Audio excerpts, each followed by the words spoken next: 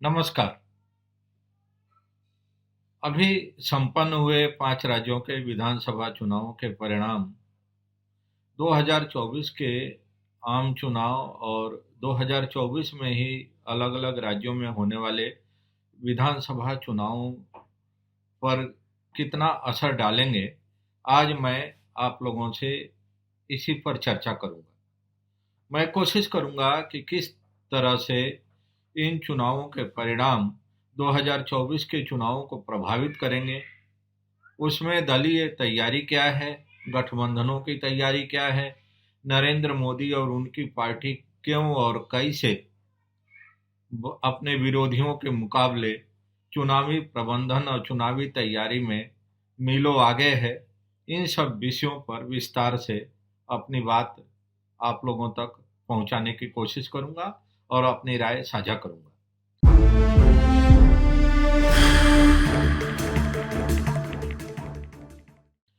हम सब ने देखा है कि किस तरह से 5 में से 3 राज्यों में भारतीय जनता पार्टी को नरेंद्र मोदी की रहनुमाई में, नरेंद्र मोदी के चेहरे को आगे करके ऐतिहासिक कामयाबी मिली है। हम सब ने ये भी देखा है कि इन तीनों राज्यों में बीजेपी की तरफ से कोई भी मुख्यमंत्री का चेहरा नहीं था। पूरा का पूरा चुनाव नरेंद्र मोदी के ही चेहरे पर लड़ा गया। नरेंद्र मोदी ही इन चुनावों के नायक थे और इसलिए जो चुनाव परिणाम है उसको नरेंद्र मोदी के प्रति इन राज्यों की जनता का भरोसा, नरेंद्र मोदी के प्रति भारत का भरोसा इस रूप में देखा जा रहा है। और भारतीय जनता पार्टी भी इन चुनावों के परिणामों को इसी रूप में प्रचारित कर रही है, नैरेटिव खड़ा करने की कोशिश कर रही है।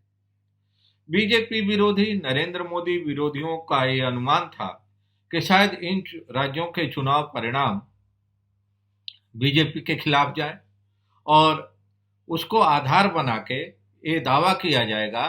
कि जो सेमीफाइनल था देश का, उसमें मोदी को देश की जनता ने खारिज कर दिया। लेकिन ऐसा नहीं हुआ। विपक्ष का मंसूबा धरा का धरा रह गया और इन तीनों राज्यों की जनता ने जिस मजबूती से, जिस भरोसे के साथ नरेंद्र मोदी के प्रति एक बार फिर अपना समर्थन दिखाया है, वह अपने आप में काबिले तारीफ है। वह अपने आप में देश के भावी राजनीति के लिए, देश की भावी दिशा और दशा के लिए एक निर्णायक साबित हो सकता है। इसलिए मैं बार बार कह रहा हूं कि 2023 के जो चुनाव परिणाम रहे इन 3 राज्यों के, ये 2024 में होने वाले चुनावों को प्रभावित करेंगे। 2024 में होने वाले चुनावों में आज के अनुमान के आधार पर कहा जा सकता है कि नरेंद्र मोदी के सामने कोई चुनौती नहीं है और नरेंद्र मोदी एक बार फिर, या हम कहें कि तीसरी बार, देश के प्रधानमंत्री की बागडोर संभालेंगे। आखिर क्यों ऐसा हुआ कि नरेंद्र मोदी को इन 3 राज्यों में ऐतिहासिक कामयाबी मिली? विपक्ष के तमाम कोशिशों के बावजूद, खासतौर से कांग्रेस पार्टी की तमाम कोशिशों के बावजूद, आखिर क्या वजह रही कि कांग्रेस पार्टी को इन 3 राज्यों में इतनी शर्मनाक हार का सामना करना पड़ा? तो इसके कुछ ठोस कारण हैं। पहला कारण तो यही है कि कांग्रेस पार्टी के अंदर टीम स्पिरिट का अभाव दिखाई दिया। कांग्रेस पार्टी की जो केंद्रीय लीडरशिप थी, जो केंद्रीय नेतृत्व था, उसकी धाक राज्यों में दिखाई नहीं दी। छत्तीसगढ़, मध्य प्रदेश और राजस्थान, इन तीनों राज्यों के जो क्षेत्रीय नेता थे, जो छत्रप थे, चाहे वो मध्य प्रदेश में कमलनाथ और दिग्विजय सिंह हो, राजस्थान में सचिन पायलट और अशोक गहलोत हो, और छत्तीसगढ़ में टी.एस. सिंहदेव और भूपेश बघेल हो, ये तीनों राज्यों में कांग्रेस पार्टी की जो अंदरूनी गुटबाजी थी वो पूरे चुनाव के दौरान देखने को मिली, टिकटों के बंटवारे के वक्त देखने को मिली, कैंपेनिंग में देखने को मिली, जिसका नतीजा हुआ कि चुनाव परिणाम कांग्रेस पार्टी के खिलाफ गए। दूसरा, संसाधनों की कमी। चुनाव प्रबंधन की लचर व्यवस्था, सेंट्रल लीडरशिप और स्टेट लीडरशिप में कोऑर्डिनेशन का अभाव और राज्यों के जो छत्रप थे उनका ईगो क्लैश क्षेत्रीय सेंट्रल लीडरशिप के साथ, ये भी महत्वपूर्ण कारण रहे जिसके वजह से कांग्रेस पार्टी को बुरी तरह से हार का सामना करना पड़ा। वहीं दूसरी तरफ भारतीय जनता पार्टी और भारतीय जनता पार्टी की केंद्रीय लीडरशिप पूरी तरह से चुनाव प्रबंधन से लेके टिकट बंटवारा सब कुछ सीधे तौर पर अपने हाथ में लेके चुनाव लड़ी। राज्यों के लीडरशिप को यह छूट नहीं थी कि वे मनमाने तरीके से कोई काम कर सकें। यहां तक कि मुख्यमंत्रियों का कोई चेहरा, मुख्यमंत्री पद के लिए कोई चेहरा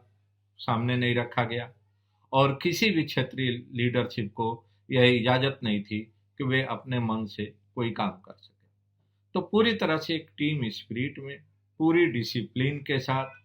पूरे फॉरवर्ड प्लानिंग के साथ, पूरे एक इंटीग्रेटेड कोहेसिव टीम के साथ और बेस्ट चुनावी प्रबंधन के साथ Bharatiya Janata party day one से चुनाव में थी और नतीजा भारतीय जनता पार्टी के पक्ष में गया। एक और जो सबसे बड़ा कारण है कांग्रेस पार्टी की शर्मनाक हार का, वह इंडिया गठबंधन के जो सहयोगी दल थे उनकी तरफ से कांग्रेस पार्टी का विरोध। अरविंद केजरीवाल और अखिलेश यादव ने पूरी ताकत लगा दी कांग्रेस के प्रत्याशियों का वोट काटने के लिए। उनकी सारी कोशिश इस बात की थी कि कांग्रेस के उम्मीदवारों को इन चुनावों में हराया जाए, कांग्रेस पार्टी को इन चुनावों में हराया जाए, कांग्रेस पार्टी को हर तरह से शिकस्त देने की कोशिश किया जाए, जिसके वजह से जब इंडिया गठबंधन की मीटिंग हो तो उस गठबंधन में सीटों की शेयरिंग से लेके हर चीज में अपना दबदबा कायम रखा जाए और कांग्रेस पार्टी को अपनी शर्तों पर आम चुनाव में टिकटों के बंटवारे में अपनी बात मनवाने में कामयाबी हासिल किया जाए। इसलिए अगर आप देखिए जो चुनाव परिणाम आए हैं इन तीनों राज्यों के, तो इन तीनों राज्यों में भले ही अरविंद केजरीवाल, मायावती और अखिलेश यादव की पार्टी को कोई खास कामयाबी नहीं मिली, ज्यादातर सीटों पर उनके प्रत्याशियों की जमानत जब्त हुई, लेकिन एक बात तय है कि हर सीट पर 2000 से 5000 वोट तक काटने में इंडिया गठबंधन के ये सहयोगी दल कामयाब रहे और इसका सीधा नुकसान कांग्रेस पार्टी को मिला और इसका डायरेक्ट जो पॉलिटिकल बेनिफिट था वह भारतीय जनता पार्टी को मिला। एक और मजेदार चीज देखने को मिली इस पूरे कैंपेन के दौरान कि जिस तरह से इंडिया गठबंधन के गठन के समय एक हाइप क्रिएट किया गया था और ऐसा लगने लगा था कि इंडिया गठबंधन भारतीय जनता पार्टी को, एनडीए को 2024 के चुनाव में मजबूत टक्कर दे सकता है। मध्य प्रदेश के छत्रप नेता कांग्रेस के कमलनाथ के बयानबाजी के चलते उसकी हवा निकल गई। इंडिया गठबंधन ने तय किया था कि इन तीनों राज्यों में जहां कांग्रेस पार्टी सीधे भारतीय जनता पार्टी को चुनौती दे रही है, उन राज्यों में इंडिया गठबंधन की ज्वाइंट रैलीज की जाएगी और बीजेपी के खिलाफ माहौल बनाया जाएगा। उस फैसले को कमलनाथ ने मानने से इनकार कर दिया। कमलनाथ ने साफ तौर पर कह दिया कि मध्य प्रदेश में उनको इंडिया गठबंधन के नेताओं की जरूरत नहीं है। नतीजा बिल्कुल साफ था कि जो एक मतदाताओं के मन में जो एंटी बीजेपी वोट बैंक था, उसके मन में एक जो फीलिंग आई थी कि बीजेपी को चुनौती दी जा सकती है, वह फीलिंग समाप्त हो गई और वोटर्स को लगा कि इंडिया गठबंधन के जो सहयोगी दल हैं, जो नेता हैं, वो खुद आपस में ही लड़ रहे हैं, तो इसलिए इनको वोट देने से कोई फायदा नहीं है, अपना वोट खराब करना है। चौथा एक जो और इशू सबसे ज्यादा बैकफायर किया कांग्रेस का और इंडिया गठबंधन का, जो बिहार के मुख्यमंत्री नीतीश कुमार और तेजस्वी यादव ने जातीय सर्वे की रिपोर्ट, उसके आधार पर बिहार में आरक्षण की सीमा बढ़ाने और उसको लेके पूरे देश में राहुल गांधी की तरफ से जो मुद्दा बनाने की कोशिश की गई कास्ट सर्वे को, और कहा गया कि अगर कांग्रेस पार्टी पावर में आएगी तो वह कास्ट सर्वे करा के SC ST backward OBC most backwards को उनका हिस्सा दिलाएगी सरकारी नौकरियों में, उनको अनुपात आबादी के अनुपात से उनको सरकारी नौकरियों में आरक्षण देने की कोशिश करेगी। वह मुद्दा भी एक तरह से पिट गया और इन राज्यों की जनता ने कांग्रेस के, राहुल गांधी के, इंडिया गठबंधन के उस जातीय सर्वे वाले मुद्दे के मुकाबले जो नरेंद्र मोदी की दर्जनों वेलफेयर स्कीम्स चल रही हैं, चाहे मुफ्त राशन देने की हो, किसान सम्मान निधि हो, महिलाओं को उनके खाते में पैसा भेजना हो, ये तमाम ऐसी योजनाएं थीं, या नारी शक्ति बंधन कानून बनाने का निर्णय हो, इन योजनाओं पर, इन वेलफेयर स्कीम्स पर इन राज्यों की जनता ने ज़्यादा भरोसा किया और इसलिए नरेंद्र मोदी पर भरोसा किया और नरेंद्र मोदी और बीजेपी के पक्ष में मतदान किया। इसलिए कहा जा रहा है कि देश की जनता को मोदी की गारंटी पर भरोसा है, देश की जनता को मोदी के चेहरे पर भरोसा है और देश की जनता को मोदी पर भरोसा है। और उनके मुकाबले जो उनके सामने पार्टियां हैं, जो नेता हैं, उन पर देश की जनता को भरोसा नहीं है। मेरा भी अनुमान है कि जिस तरह का अभी तक का हालात है, जिस तरह के हालात अभी दिखाई दे रहे हैं, जिस तरह की गुटबाजी और मुद्दा विहीन इंडिया गठबंधन दिखाई दे रहा है, अगर यही हालात रहे तो 2024 के चुनाव में भी नरेंद्र मोदी को कोई खास चुनौती नहीं मिलने वाली है, क्योंकि नरेंद्र मोदी की स्थिति आज वही है जो किसी दौर में श्रीमती इंदिरा गांधी की थी। जिस समय श्रीमती इंदिरा गांधी के खिलाफ पूरा का पूरा विपक्ष नेगेटिव इश्यूज को लेके कैंपेन चलाता था, इंदिरा हटाओ का नारा देता था। इंदिरा गांधी के मुकाबले उस समय के विपक्ष के पास कोई रोड मैप नहीं था, कोई पॉलिटिकल एजेंडा नहीं था, सिर्फ एक ही एजेंडा था कि इंदिरा गांधी को हटाना है। आज कमोबेश वही स्थिति नरेंद्र मोदी की है। आज की तारीख में नरेंद्र मोदी देश के निर्विवाद सर्वशक्तिमान नेता हैं और उनके मुकाबले जो विपक्ष के मुद्दे हैं वो निगेटिव ज़्यादा हैं। विपक्ष के पास नरेंद्र मोदी के जो स्कीम्स हैं, नरेंद्र मोदी के जो पॉलिटिकल नैरेटिव्स हैं, नरेंद्र मोदी के जो एजेंडा है, उन एजेंडा के मुकाबले विपक्ष के पास उस तरह का कोई ठोस एजेंडा नहीं है। जिस तरह से 2019 के चुनाव में राहुल गांधी ने रफाल से लेकर तमाम मुद्दे उछाले और उसके बाद देश की जनता ने नरेंद्र मोदी को वोट दिया, उसी तरह से राहुल गांधी पिछले लगभग 1 साल से लगातार अडानी का मुद्दा उछाल रहे हैं। लेकिन देश की जनता, हिमाचल और कर्नाटक अगर छोड़ दिया जाए तो ज़्यादातर चुनावों में अभी भी नरेंद्र मोदी के पक्ष में खड़ी दिखाई दे रही है। और ऐसा लगता है कि अडानी का मुद्दा देश की जनता के लिए कोई इतना बड़ा मुद्दा नहीं है। कॉरपोरेट्स का मुद्दा देश की जनता के लिए कोई इतना बड़ा मुद्दा नहीं है।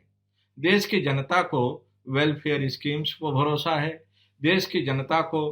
जो उनको सरकारी घर मिल रहे हैं, जो सरकारी मुफ्त राशन मिल रहा है, जो महिलाओं को अधिकार देने की बात कही जा रही है, जिस तरह से महिलाओं के खाते में पैसे भेजे जा रहे हैं, जिस तरह से उज्ज्वला योजना के तहत महिलाओं को सिलेंडर दिए जा रहे हैं, ये सारी ऐसी योजनाएं हैं जो कि नरेंद्र मोदी के प्रति देश की जनता के मन में विश्वास बनाए रखने के लिए विवश कर रहे हैं। इसके अलावा नरेंद्र मोदी की जो रणनीति है आदिवासियों के लिए, सोशल जस्टिस के लिए, वो भी देश की जनता में एक भरोसा कायम करने के लिए मजबूत आधार है। जिस तरह से इन तीनों राज्यों में मुख्यमंत्रियों का चयन हुआ है, वह भी अपने आप में एक सामाजिक जातीय संतुलन बनाने का अद्भुत उदाहरण है। मध्य प्रदेश में मोहन यादव को मुख्यमंत्री बनाना, राजस्थान में ब्राह्मण समाज से भजन लाल को शर्मा को मुख्यमंत्री बनाना और छत्तीसगढ़ में आदिवासी समाज से मुख्यमंत्री बनाना, ये अपने आप में भारतीय जनता पार्टी, नरेंद्र मोदी, संघ परिवार की अद्भुत जातीय और सामाजिक संतुलन बनाने की जो उनकी रणनीति है उसका उदाहरण है। और इसके मुकाबले इंडिया गठबंधन और कांग्रेस पार्टी पूरी तरह से लचर साबित हो रही है जातीय समीकरण, सामाजिक समीकरण, क्षेत्रीय संतुलन बनाने में। और इसलिए इन तमाम ऐसे कारण हैं जिसके आधार पर कहा जा सकता है और ऐसा लगता है कि 2024 का आम चुनाव एक बार फिर नरेंद्र मोदी के पक्ष में जाता दिखाई दे रहा है। 2024 में होने वाले ज़्यादातर राज्यों के विधानसभा चुनाव भी ज़्यादातर एनडीए के सहयोगी दलों के पक्ष में ही जाता दिखाई दे रहा है। इसलिए 2023 के आखिर में जो विजय की शुरुआत एनडीए और नरेंद्र मोदी ने की है, वह लगता है कि 2024 में भी बरकरार रहेगा और एक बार फिर देश में एनडीए के नेतृत्व में, नरेंद्र मोदी के नेतृत्व में सरकार बनेगी और नरेंद्र मोदी देश के तीसरी बार देश के प्रधानमंत्री के रूप में शपथ लेंगे। धन्यवाद, नमस्कार।